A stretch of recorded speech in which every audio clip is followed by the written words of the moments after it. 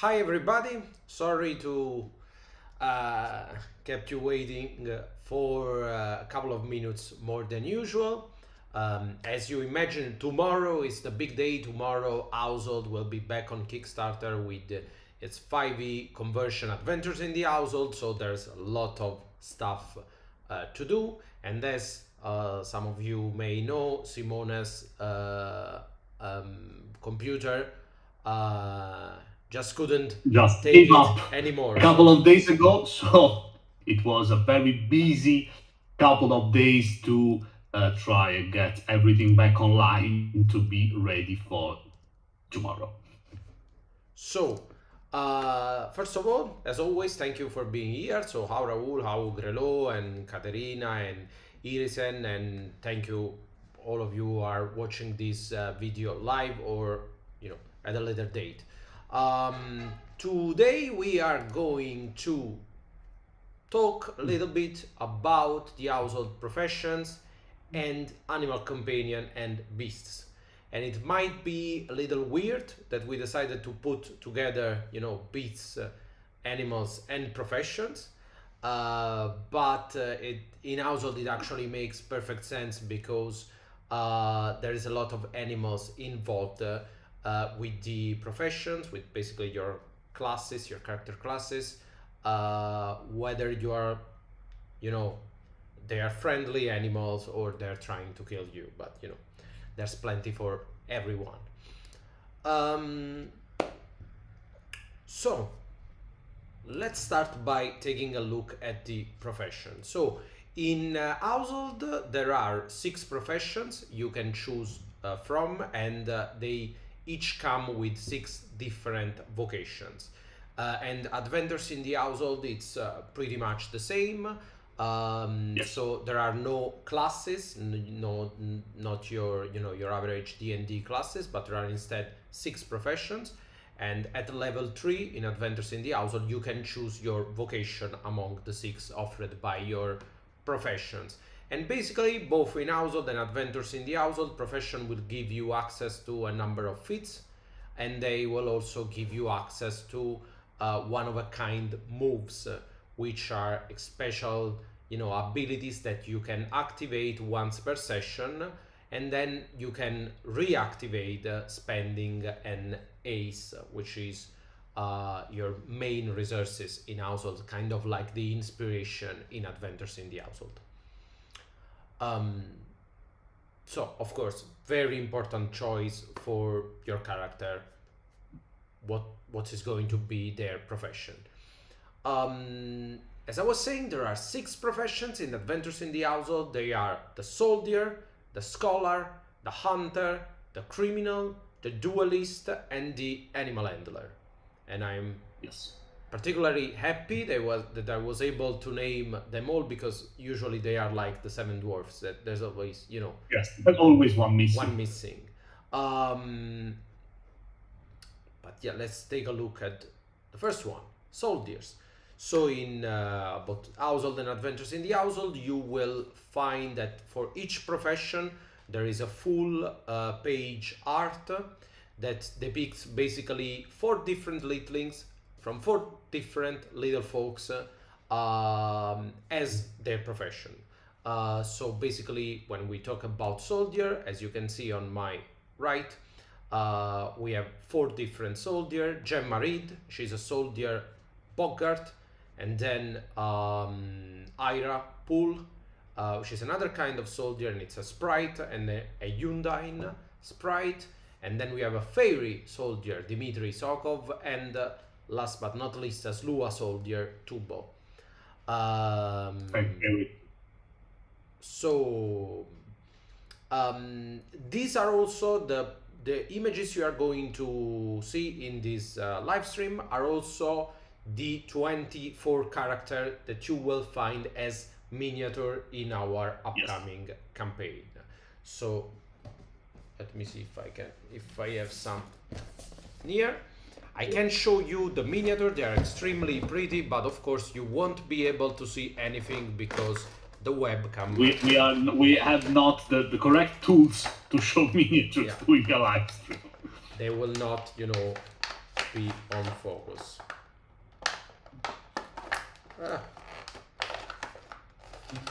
Sorry, having trouble with the miniature, but it's part of the live show. So, see, it seems like we are not going to make it, guys. So, here, for example, sorry, here is Lita, and she's our sprite soldier. So, sorry for all the noise, but this, basically the 24 characters that we are going to see when we talk about the profession are the same character that you will find in the Kickstarter as miniatures. So, I'll try to keep Lita here with me while I talk. I don't know if I can. Okay. Soldier, pretty self-explanatory profession. If you are a soldier in household, it means that you earn your livings by beating other people up, basically, by, you know, kind of using violence in a kind of lawful fashion, I would say. Yes, more or less lawful manner. You can be a police officer, or some sort of honor guard, or you can be a bodyguard, or a mercenary, or a soldier, a real soldier working for the army. But yes, in one way or another, you will use your strength, some form of brutal strength to earn a living. So as you can see on my right, we have very different kind of soldier. We have Gemma, she's a mercenary, and then Ira, for example, it's a gendarme, so it's like a policeman, and Dimitri is a real soldier, he's an honor guard.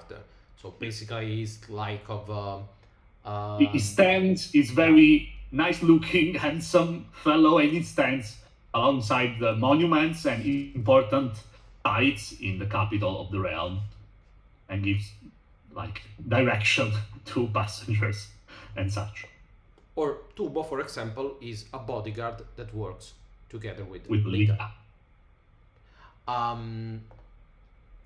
There are, as I was saying, 6 vocations for the soldiers, and they are the cadet, the guardian, the first class, the gendarme, the officer, and the Caesar for hire, which is basically a mercenary.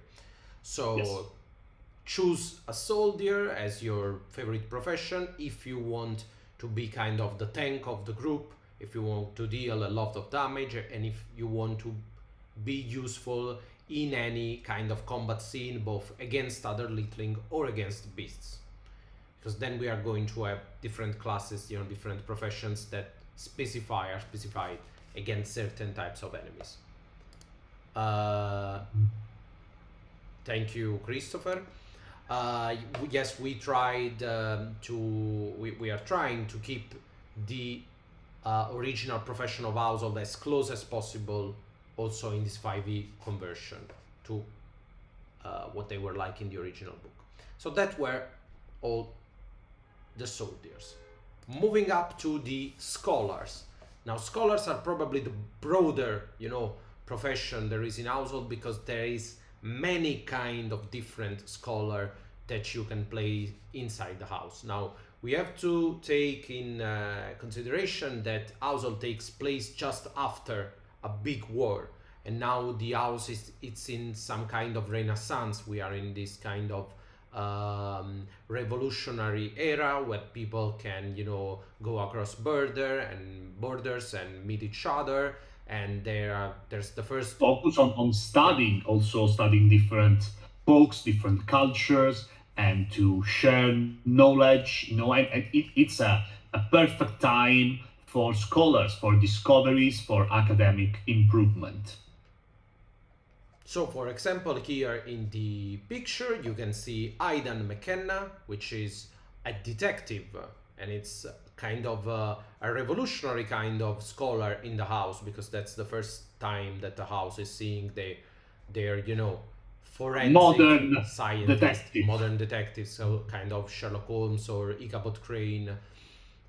and such. Then we have Malaika, and Malaika is a doctor, very classical, scholar.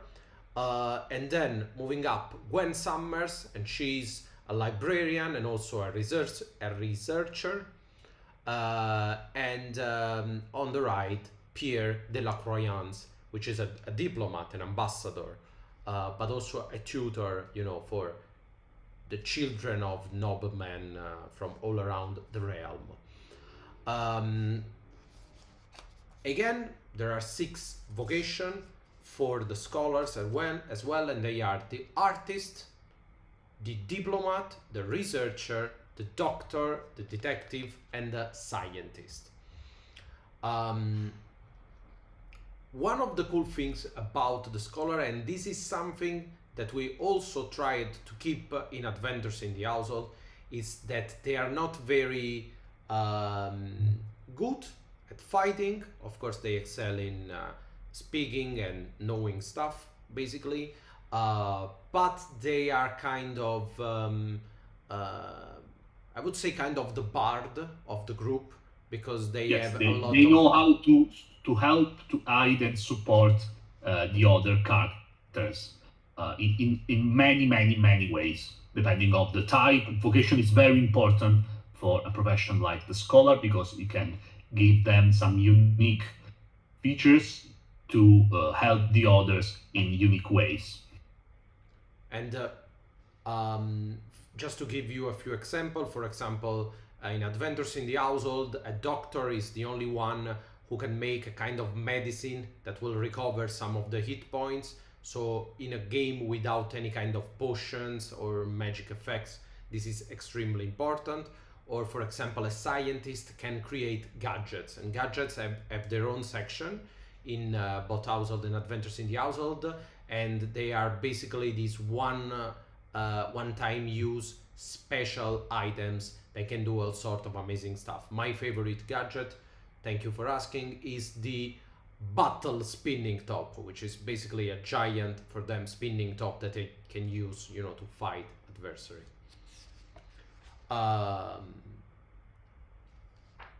And also there's one particular move that Gwen has, which is called unsolicited advice, which basically gives you a way to grant advantage to your fellow allies, but making them suffer 1 stress or 1 psychic damage, depending on the version of the game, because basically you are constantly talking, in their heads, and you are giving unsolicited advice, which apparently works to some degree, at least.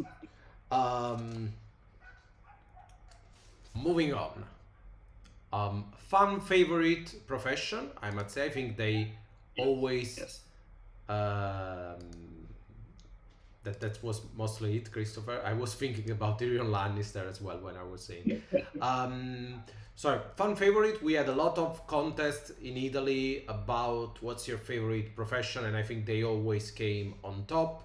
And they are, of course, the hunters. Now, mostly the reason because hunter are the favorite profession of everybody is because they are ridiculously good looking. I mean, look at them, all 4 of them. Look at them. So every single one of them. Let's not gonna lie, I think it helps. Also, we have to understand that to be a hunter in a world with everything is bigger, or a lot bigger than you. It's various degrees bigger than you. It takes some guts, at least. I mean, it's really a hard job. And they're talking about the Humphrey miniature, which is my personal favorite. And I have to say, I think it was sculpted by Arnaud.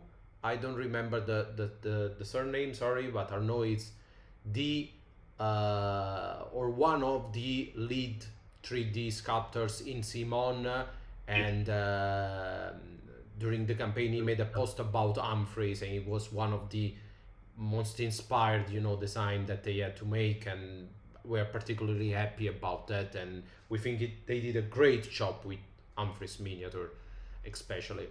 Um, so Humphrey, of course, is your classic, hunter.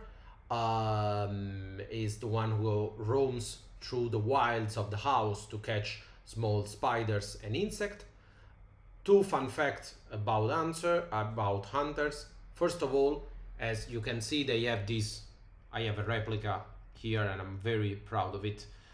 They have this what we call a kisket, which is basically half key and half musket. So it's basically a rifle that also works as sort of an axe, basically. It's the best weapon you want with you when you are hunting things that are a lot bigger than you and most of the times have a lot more legs than you. So being able to cut down one or two of them could prove very useful. And also considering we are in early 19th century, so these weapons are extremely hard to reload because they are muzzle loaded, so you have to take them from And steal the and do barrel. a lot of different actions. So yes, for example, in Adventures in the Household, it takes a full action, not a bonus action, to reload your kisket or your weapon. So it's very handy to have a weapon that works both as a melee and as a ranged weapon. Fun facts about the kisket. First of all, there are two versions of the kisket.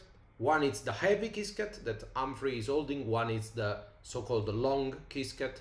And it's the one that Kamar has on the back. There is sort of a war between hunters and household fans, at least in Italy, about which one is better, because the heavy kisket is a heavy weapon, good melee weapon, not so good at firing, shots. Of course, long kisket all the way around, extremely precise ranged weapon, not so great, In melee combat. melee weapon. Yes, and sorry, second fun fact, as you can see, this kind of head of the key that's has this kind of weird design, that one that Humphrey is holding, and that's because every head of the key of a hunter is different from all the others, and it's used to mark the Right. carapaces Okay, and leathers yes. that they hunt. So basically, if Humphrey is skilled enough to catch a big, a big beetle, Yes, a beetle. he will basically put the head of his rifle into the fire, make it hot, and then press it onto the carapace of the beetle as to mark it so that bandits cannot steal it. So it's kind of a signature of a hunter, the head of his kisket. But we have also other kind of hunters, like Lita, for example. She's a guide, so she's not a violent hunter, but she's basically has a deep knowledge of the wilderness of the house, and especially of the stairs, which are the greatest mountain chains of the house. And that's why Lita works with Tuba, who is kind of the bro of the group. But also we have Kamar Halabi. She's from the Sawdust Desert, and it's what we call a nomad. So she was born actually in the wilderness of the house. And then we have Icarus Koenig, which is a sentinel of the Great Imperial Army. So yet another kind of hunter, not hunting beasts, but hunting people. So it's kind of a spy in this 19th century army. So it's a scout, basically. Hunter's vocation, we have the guide, the champion, the nomad, the scout, the lone mouse, and the bounty hunter, which is also another kind of hunter. But basically, you can think of an hunter as any kind of character who relies a lot on ranged weapons and who knows what's going on. High perception character, high awareness of what's happening. So your role as an hunter, it's basically telling your allies what they shouldn't be doing and then watch them doing from a distance. Aimless. Warn them about the dangers and help them deal with the dangers they inevitably walk into. So that's Hard. life.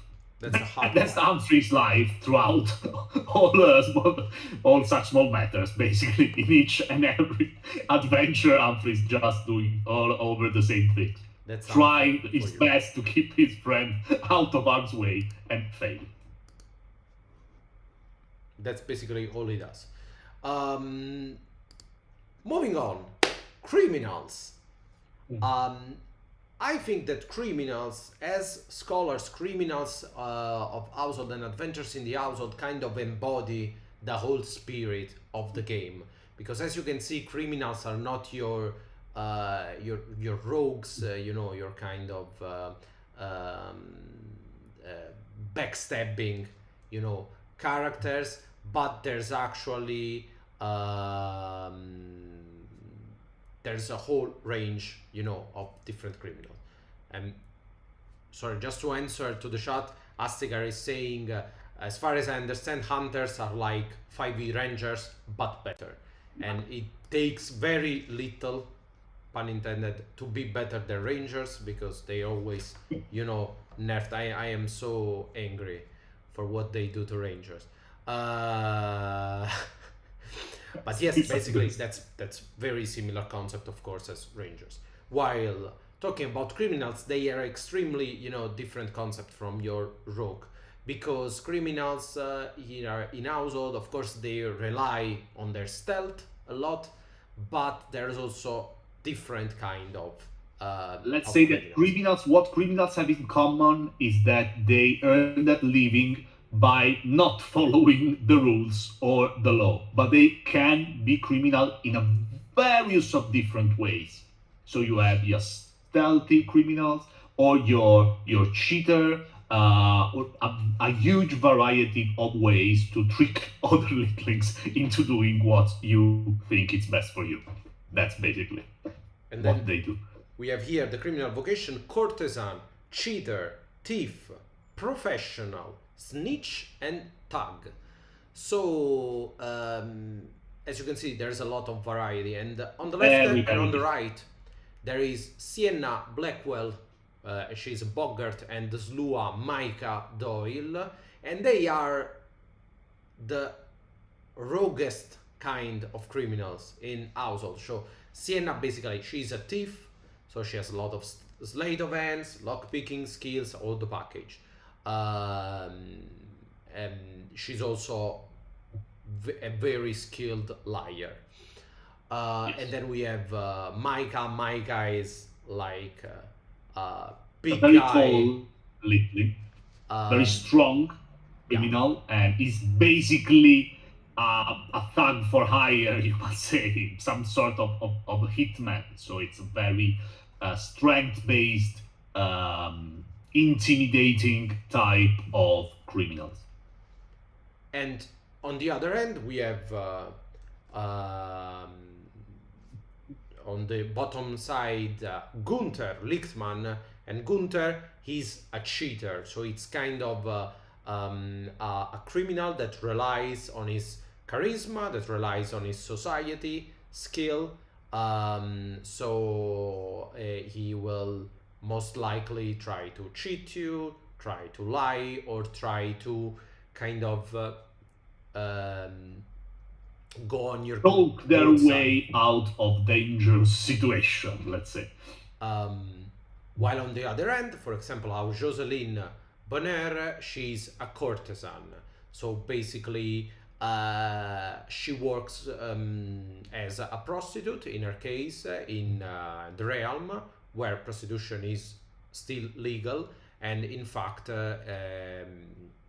it's not why she's a criminal, but it's because in, I don't know how to say it in English, but basically what Jocelyn does for a living, it's basically blackmailing her client into giving her a lot of money to not, go into high society and tell all their gossip and dirty secrets around. Being the realm a very, very socialite type of nation when everyone's look at each other's in envy, it can be very menacing having someone knows all your secrets going out to the most prestigious balls and talking about you. Also, criminals are kind of the jack of all trades of this game because they have a twisted version of basically any kind of moves and features that you will find in other professions. So, for example, the scholar have a very cool move that it's called learn from mistakes. So no, sorry, not learn from mistake. It's fast learner, and fast learner basically allows you, if one of your allies does something right, get a success, you can automatically have the same success because you are a fast learner. So they work around and they are stealthy, and you see how they does, and then you can redo it once per session. While, for example, the criminal has a skill, move that is called learn from mistakes, which is actually works the same way, but when a friend fails. So as a criminal, once per session, when your friend fails a roll, you can say, I'm not gonna do that, and automatically, pass the roll. Or same type of roll. Personal favorite, some criminals can rely on the your loss, my gain move, which allows them once per session to give all the consequences of one of their failures to a friend. So if they get hit by an attack or if they lose a roll, they can give all the blame and all the negative consequences to a fellow player. Very funny. How fun. So try always to, be on their good side if you can. Moving on to the next profession, we have the duelist. And I'm always slowing down, moving from one profession to the other, because there is a bit of lag between us and the chat, so I'm waiting to see if there are any questions about the criminal. It's what friends are for, paying for your mistakes. That's classical, Sienna Blackwell for you. Let's take a look at the duelist. Best profession, heart of the house, guardians of an old tradition. The old ways. In an era where people shoot with guns and muskets, there are some brave littling that still fight with the 4 classical fencing weapon from the 4 corners of the house. And these 4 weapons, before we talk about the duelist himself, the 4 main weapons are here on top: the needle, which can be connected or not to a spool, and the needle, it's the way of Roosevelt. So it's the fencing academy in the Freedoms upstairs that will teach you how to use your needle. And then we have a Bogart here, Ernest Gilmore, with a dueling half-sister. So that's an evolution of the half-sister that the Bogart's cavalry used during the war, and it's kind of a saber in the household word. And it's they teach you how to wield your half-sister basically all around the house, but especially in Walford in the hearth. And then on the right we have a hint of a pin, and the pin, it's the most elegant and balanced weapon, at least according to fairies, who will teach you.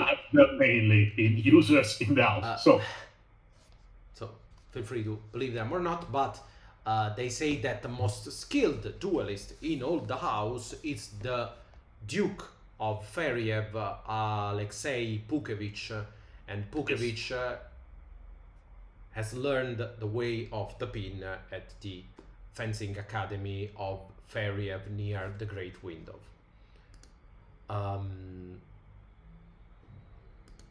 And last but not least, so a pin is kind of a rapier in the in household. And then we have the lancetta, and the lancetta is a clock arm, a very weirdly shaped weapon, the heaviest dueling weapons there is, dear to the Slua, especially in the Italian-inspired city of Vilescia that holds the Vilescia Fencing Academy, which Santiago is one of the most excellent students ever. Also, it's the most notable students ever. We are receiving a lot of love for the arts, of course.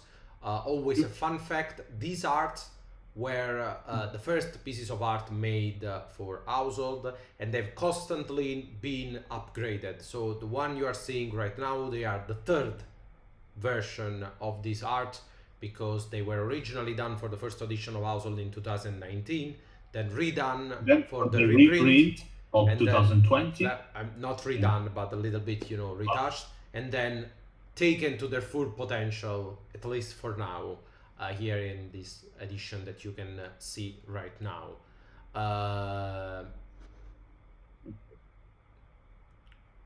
Thank you we will take all your compliments to Daniela, of course, and she will be with us tomorrow in 20 hours or something, or less than 20 hours, when we are going to launch the campaign for Adventures in the House. So be with us tomorrow at 15, or in the US it's going to be like 11 a.m. I don't know. Probably something weird. Check on the links. It's always weird with the time zones. So, Duelist. The first question that everybody does to us at different cons is, what kind of profession is the duelist? And that's basically the same questions that Ernest's parents asked him many times. Because Ernest is the son of carpenters, hard workers, but he wants to be a duelist. But what can a duelist do for living? Again, thanks for the question. They work mainly as bodyguards, and it's extremely important to have a duelist bodyguard, because after the household war, you are not allowed to bring all kind of weapons with you, especially in crowded places, palaces. So if you have a great sister like Gemma, you will probably have to leave it at the entrance. But a dueling weapon is still considered an accessory, is still considered a sign of status. Items. So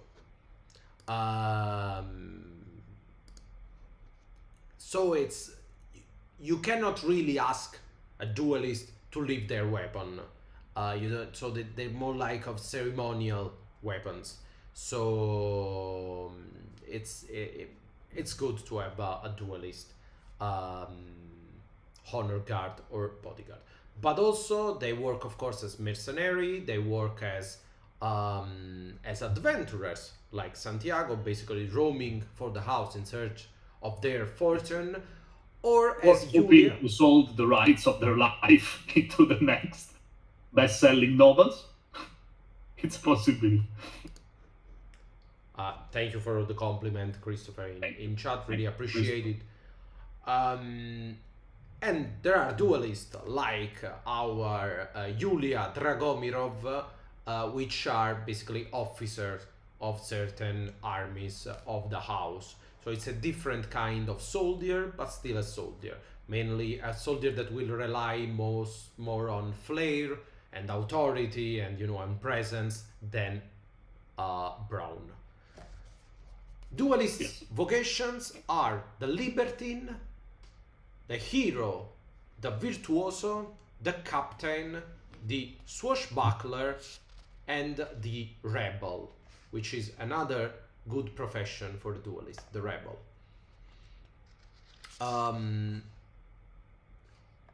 In Adventures in the Household, these are high dexterity character, finesse weapons, dexterity based armor class, extremely more efficient against other litlings, Yeah. than against beasts. So they are kind of they are as efficient as soldier, but they rely more on one-on-one combat against other litlings. I don't envy Christopher that it's about to paint Julia, because Julia it's one of actually the smallest, but she's the one of the smallest character in Household, and she's extremely tiny. I wouldn't dare to paint my Julia. I have her here. Extremely cool pose. And then after the duelist, we have the animal handlers. Another fan favorite profession. You can see why everybody loves little cute animal. What can we say about the animal handlers that is not already obvious? Well, first of all, animal handlers work together with an animal, and there are 4 different animals in the house, but we'll talk about that in a minute. Second of all, still, apart from the different animal companion that they can choose, they still have 6 different vocations, and they are the veterinarian, the aristocrat, the rancher, the trainer, the street performer, or the traveling merchant. So there's a lot of variety in this profession, apart from the choice of your animal companion. And also a fun things about animal handlers is that, one, they do not have moves because they can choose their animal companion moves, and 2, they can sometimes renounce to one of their features, and this is both in Household and Adventures in the Household, to instead take new feature for their animal companion. So basically they are investing more time in training than improving themselves. Yes. It's very important to note, like Astika noted, that at the beginning of the game you have a pup, a very small, young animal that will grow as you level up throughout the various chapters that last years during the story of your campaign, of your saga. So yes, what he has on the shoulder is a very tiny baby mouse that will grow and become like a very huge adult mouse that you can also mount and ride on. These are all what we call chapter 1, which is the first level of the game. Chapter 1 characters and chapter 1 companions, so they are tiny. It's worth to mention that animals handled by animal handlers are already tinier version of our household animals. They are basically engineered to be more useful as pets, so they are tamed animals, so they will appear smaller than regular animals, but still Timothy, like we did with dogs and horses, even to breed them in certain ways to have a different kind of dogs, for example. Yeah, so imagine that the mouse, Timothy, the mouse on Ernest's shoulder, it's kind of a beagle to what would be a wolf, which is a regular mouse. So that's the kind of... Not to answer Astika about spider handler. You cannot play as a spider handler because there's a lot of story in the House of Lore about people trying to have spider as animal companion, and all of their history you can find throughout the books. ended up in a very violent and swift manner. So no, it's not advisable to try and have a pet spider. Spiders are very mean, so are just evil creature. They're not very friendly, to say the least. I'm looking at there's so many things in household that I cannot find them all. But because throughout all this 320 pages long book, there's also a little, fragments of stories and yeah, just short stories about the house, and one of them it's about spiders, but I don't remember where it was, so I think I'm going to look it up some other time for you. But yeah, taming spider was not a good idea for the Slua who decided to give it a try. Oh, here it is. Sorry, just found it. Just to read it from the book. Safe to say that nobody, and I mean nobody, liked spiders, with the only exception of those Slua who had learned the proper husbandry to raise them for their milk, poison, meat, and in some rare instances as steeds. Among these arachnites, we remember Mortimer Arluino, who was thrown from the saddle and eaten by his mount. Agatone, aka the Silk Knight, whose mummified, half-digested body still proudly sits on his spider, and Collerio, 2.5 Tooth, who was poisoned by his fierce steed, and Eterius Horatius Snowsong, who mysteriously vanished after aiding his spider during delivery, as well as many others. So, as you can see, there is a lot of unsung heroes who are trying to bring friendly spider into the mix, but it's very hard. It's not happening soon, I'm afraid.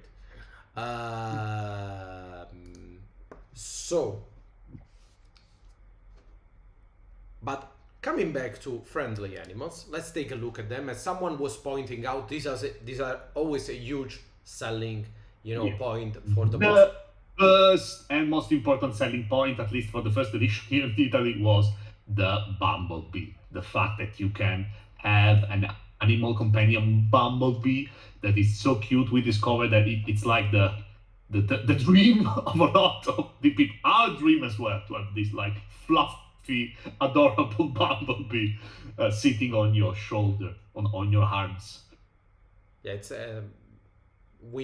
it's an underestimation to say that we underestimated the need that people had for pet bumblebees. We did not do what we were doing. But then again, we have the bumblebee, which is the cutest pet, and it's fluffy and it's cute and will cheer you up when you're sad, but also it's basically a rifle with wings.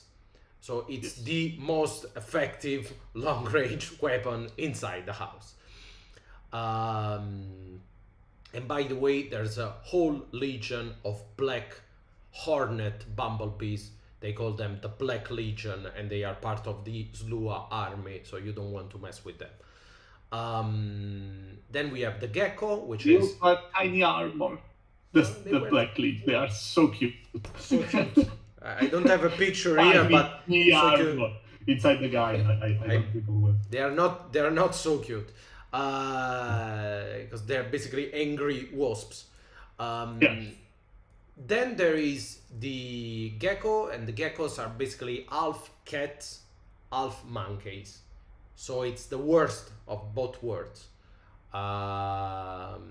It's a mischievous thief, liar that try to steal shiny things and put it in his mouth and just run away to not get caught.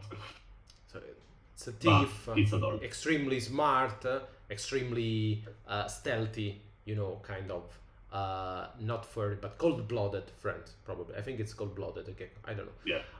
Then we have a mouse, and a mouse, it's a dog plus horse.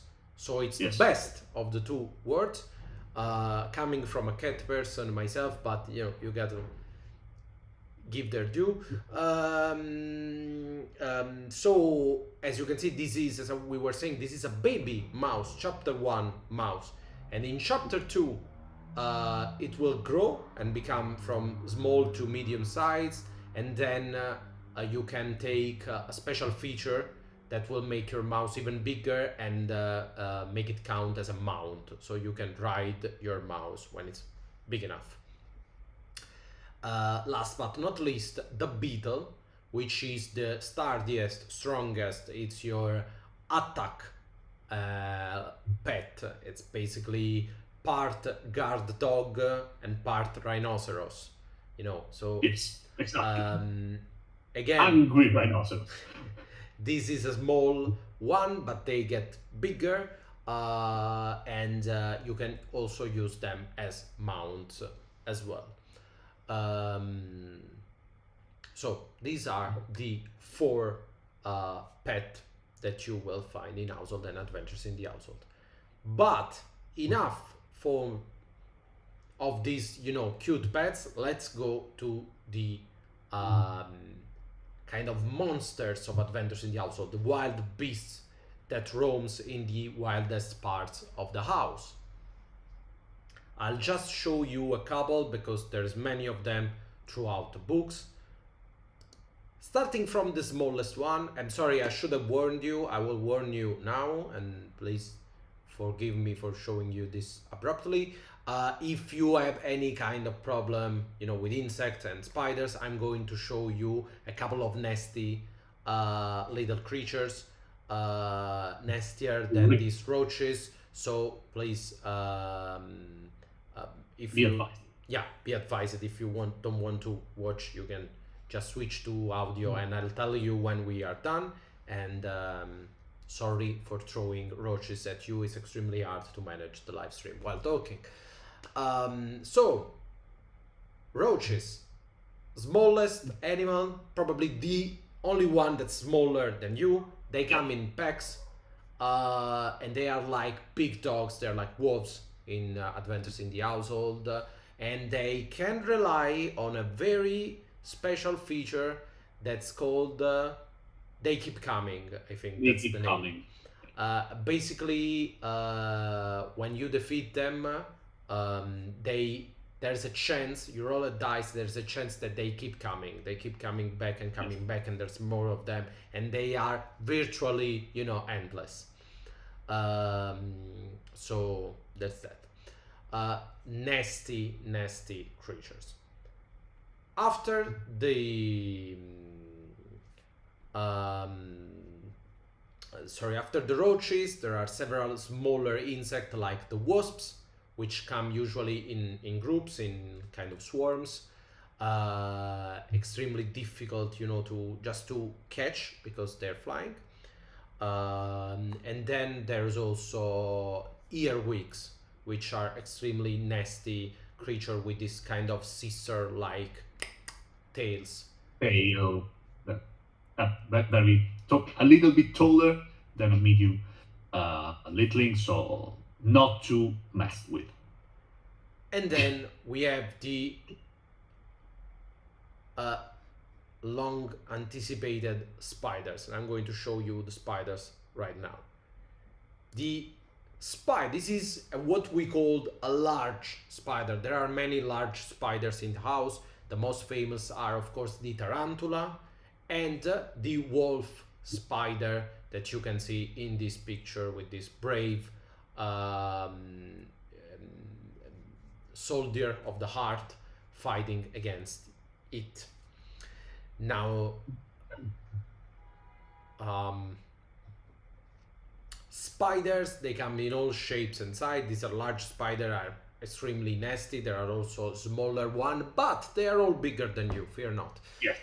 Yes. So they at least twice bigger than you, so rest assured they are the most formidable opponents you will find in the most dangerous part of the house, in the in-betweens, etc., because they are endlessly hunting, and they hunt for littlings. They are very, very clever opponents, able to set elaborate traps and to use their very sticky webs to restrain characters and just bite them. They are also venomous, if you which helps. And the fact is that if you manage to track a spider and you get the first blow, you might have a chance against them. But most of the time, you're going to find yourself in trouble, because you're going to end up in one of their traps, or you're going to be get sneaked upon by one of them. And also, as you see, they are so big that they can literally be on top of you and you wouldn't notice, especially in mushrooms, forest, little woods of mushrooms inside the house, or in the in-betweens, of course. There are 3 legendary spiders inside the house, and they are all creature able to grant you a special contract if you will be able to defeat them and let them live, of course.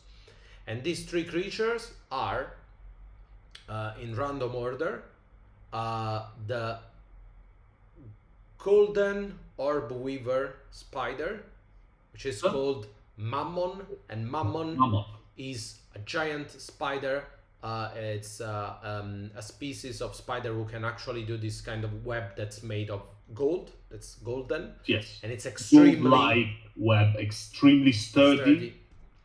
And Mammon, one time he ate a ruby, a giant ruby that belonged to the wife of the master, and now he lives near the bank of the house, and he kind of hoard a lot of gold. It's extremely greedy creature.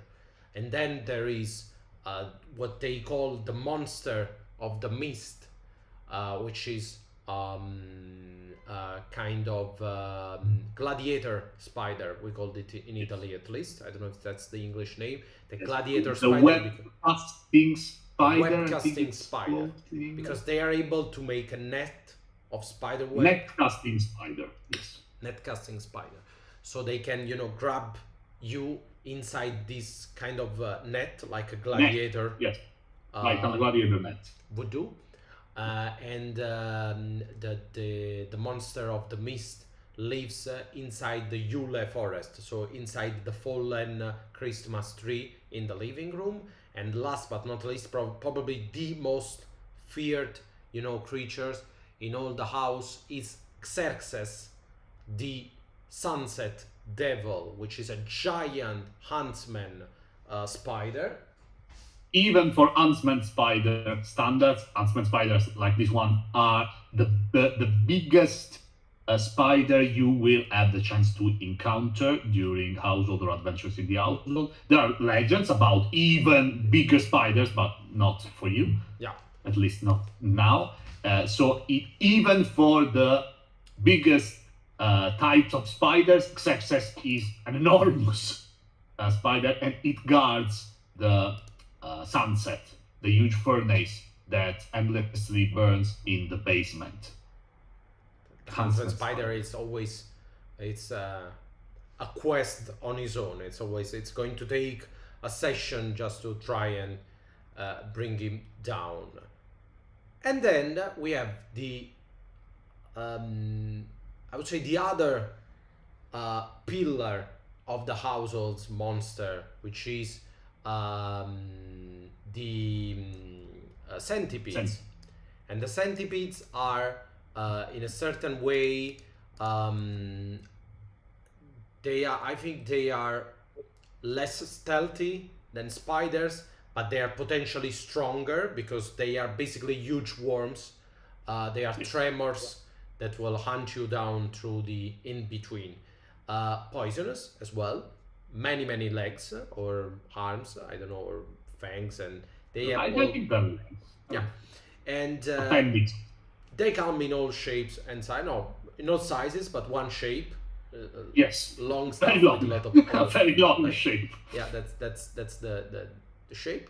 And the biggest creature in the house is in fact a centipede, and she's, I know basically all of you already know her because she's kind of the mascot, I believe, of the household monster, and she's Bismillah, the giant centipede. It's hard to show her whole. This what you are seeing now, it's a third of her whole length.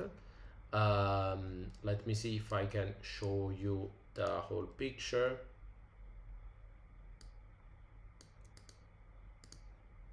But I probably... Yes, Raul, you have all your sort of hornets and wasps. They are very common, especially in some mushroom forests and areas dense with honey and such.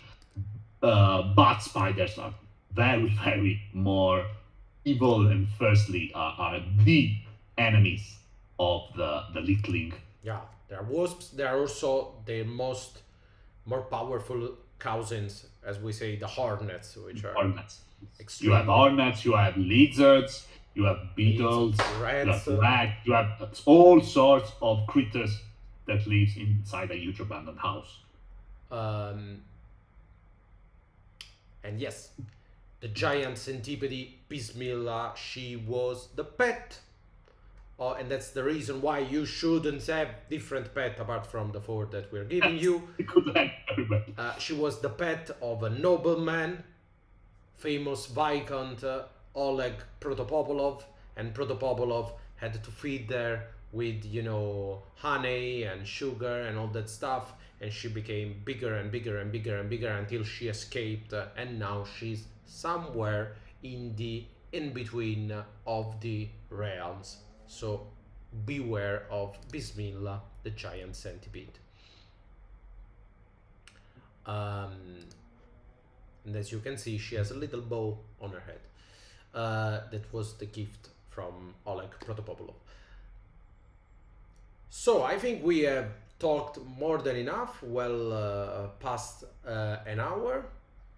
I see now from the chat that they are looking at Bismillah and she's extremely big. Yes, I know, she's kind of intimidating. And by the way, if you are if you stopped watching the video and just hearing us, I've just taken down all the picture of nasty creatures and centipedes and spiders, so you can feel free to open your eyes and take a look at our extremely good looking duelists.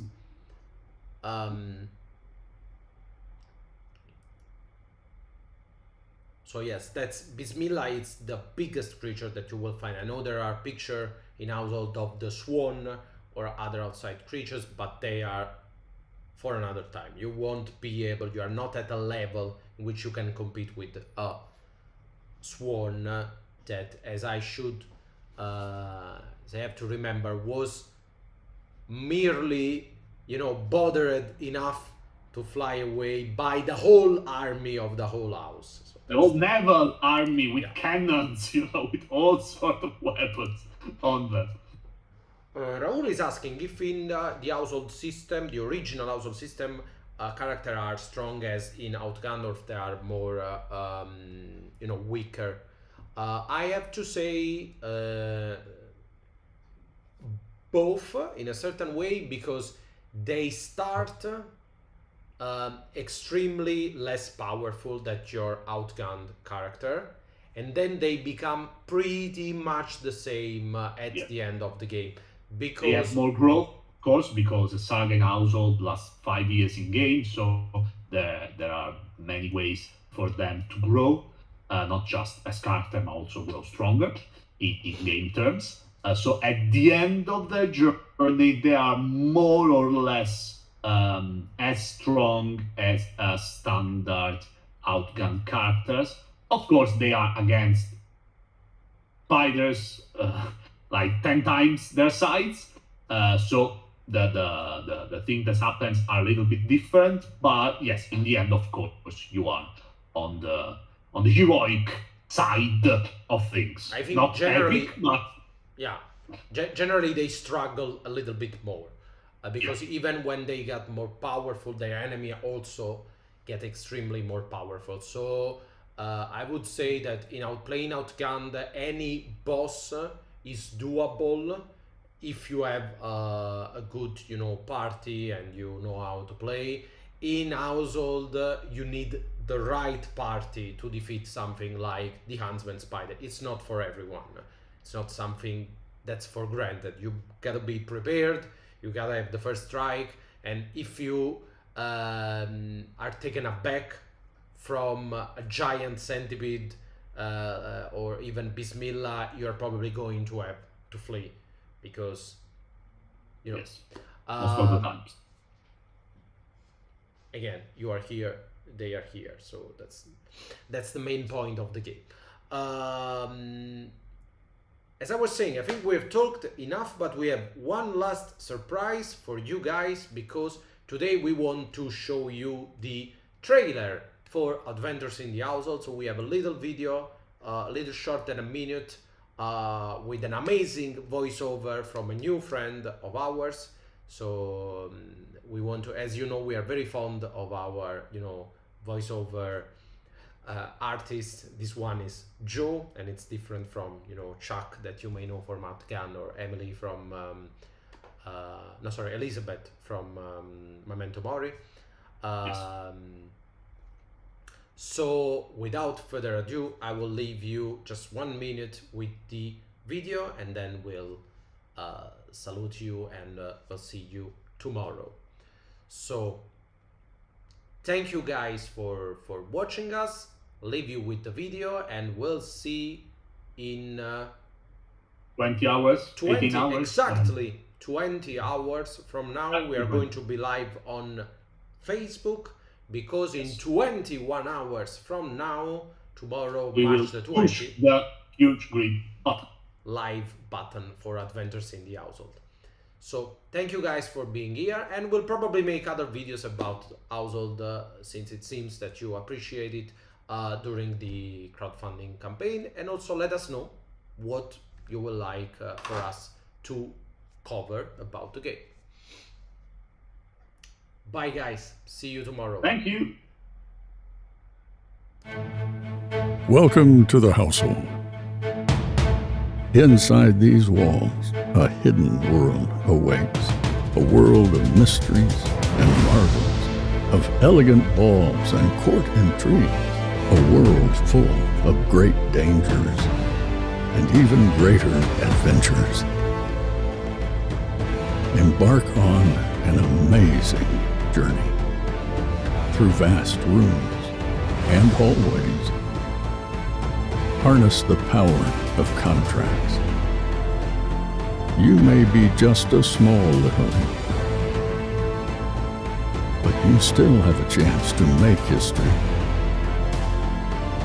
Get ready for the biggest adventures in the world's smallest RPG.